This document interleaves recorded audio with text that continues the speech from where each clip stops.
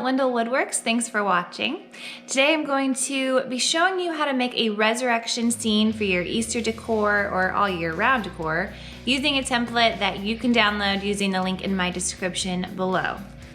So here I have that template and I have glued it down on painter's tape on a pine board. If you're buying your wood, I would buy a 1x8 to do this project. This one just happens to be 6.5 inches. I had it laying around. So I have it taped on here and we are ready to scroll it. Today I'm going to be using a Pegasus blade, number 5 double skip reverse tooth. The beauty of scrolling something like this is that you don't have to be perfect. You don't have to follow the line exactly, just kind of do what feels right. The only place that you want to be careful is the cross. Because it's straight lines, you really want to take your time there and go slow and get it right.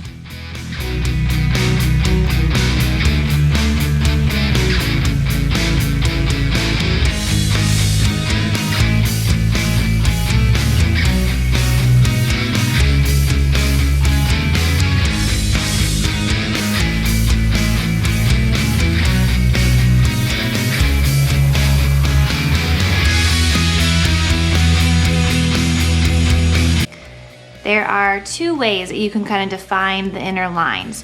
You can cut each piece individually, which I did with the hairline, or you can use a Dremel or an engraving tool. So I'm going to show you a little bit of both. The reason I'm cutting off the hairline and I also scrolled off like the head coverings on the Marys is just to make it more defined so that there's a very clear color block difference and the colors don't smear together. So I scrolled those off and I'll be gluing those back on at the end.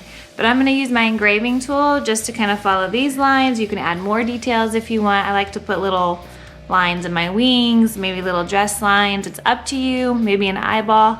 However much or little detail you wanna add, go for it.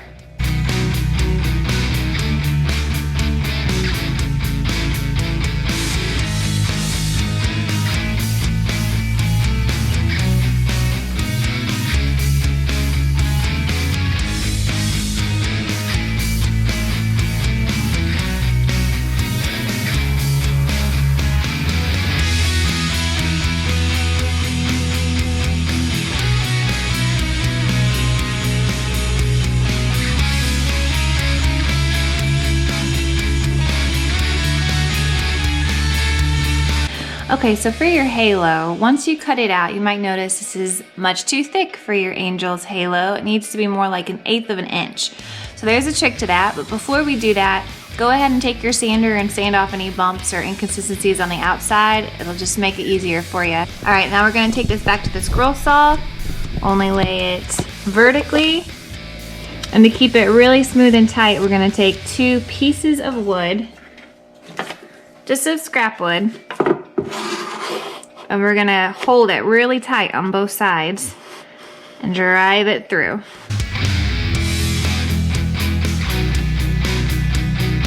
There we have it, all thinned out. All right, so we have all of our pieces here. We've got our 3 layers of the tomb and our stone, our 2 Marys, our angel, our halo.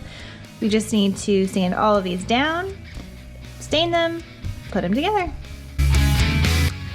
So when you're sanding, I find it really important to focus on the edges and make sure they're nice and round over. It gives it more of a realistic effect and really makes a difference in the final product.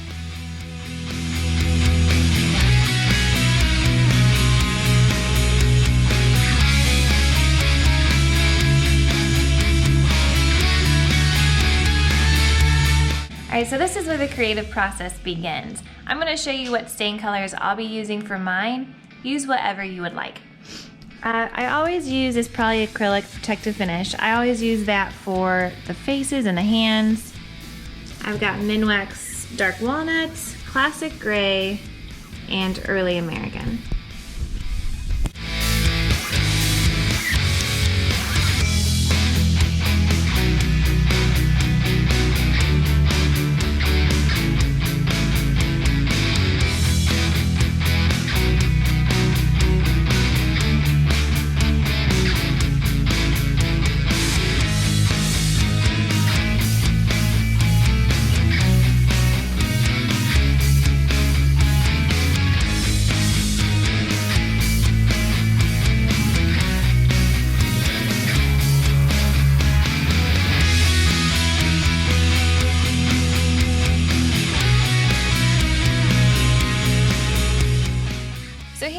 both wood glue and super glue. I use a super glue just so it cures and sticks really fast. The wood glue takes a little bit longer to cure, and the super glue just holds it in place for me right away.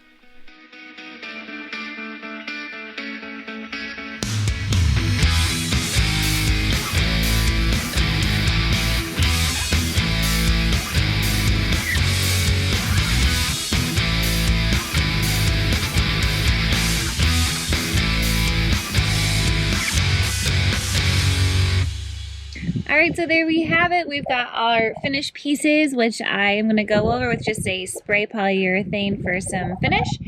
And we've got the little stone that can go in and out. I just left that by itself and not glued on. The halo just sits on top like this, and there's your finished set. So I hope that was helpful for you guys. Again, you can download this template in my description, and I hope you have fun creating. I'll see you next time. Bye.